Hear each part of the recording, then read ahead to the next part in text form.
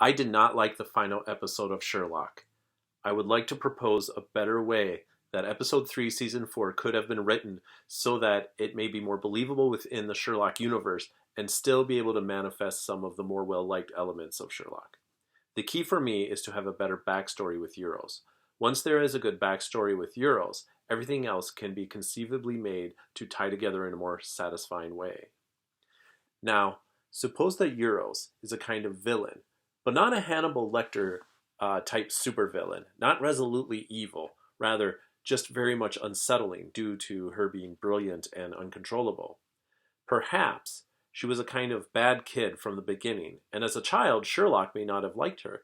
Suppose further that Redbeard, being either Sherlock's childhood dog or childhood human friend, I could go either way, did die, and Sherlock, again as a child, concluded that Euros was their murderer.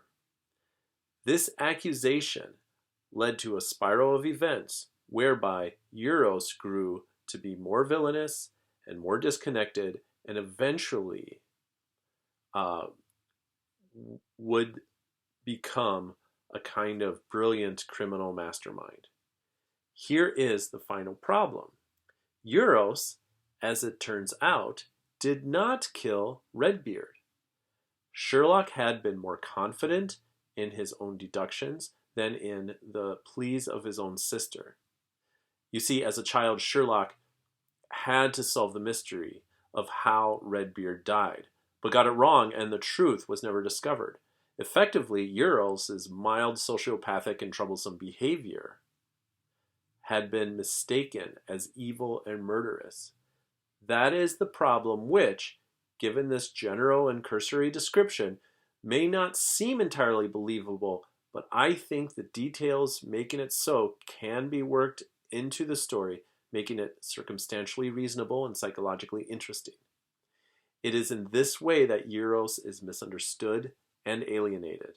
And so Euros finds that she has to solve the problem of Redbeard in order to restore herself to Sherlock and the Holmes family.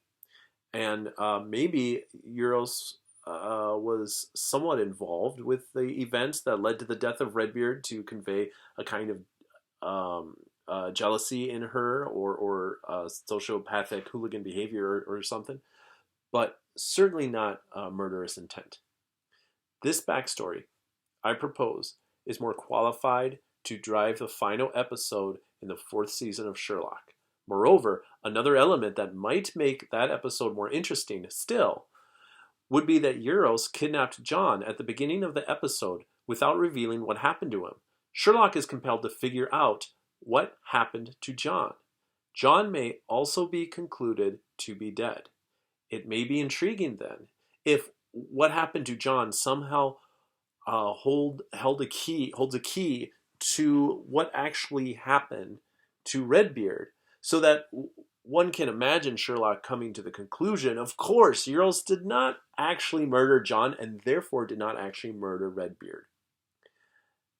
And it turns out that the act of solving that mystery, of deducing what happened to John and realizing that he must still be alive somewhere, is a contrived way for Euros to show Sherlock that she did not murder Redbeard. And so her disownment from the family was a mistake, and despite whatever bad things she may have done or may do in the future, it is still important that there be a reconciliation between Euros and her family, especially to Sherlock, who had to admit that he was wrong about the whole affair so many years ago and should have been more careful in his thinking and certainly less dismissive towards his sister. Now again, I left out a lot that needs to be explained. How can the backstory with Euros be made more believable? How did Redbeard die? What happened to John Watson? How did Sherlock figure it out? I have not worked those details out. But I think that the writers of Sherlock, and certainly myself, if someone would pay me enough, could come up with very clever ways to work all of it out while tying it together to the rest of the series. I believe there is a lot of potentiality in the above scenarios. Also, I suspect that I left out so much that the quality of my proposal may depend on the imagination of whoever is gonna hear it out.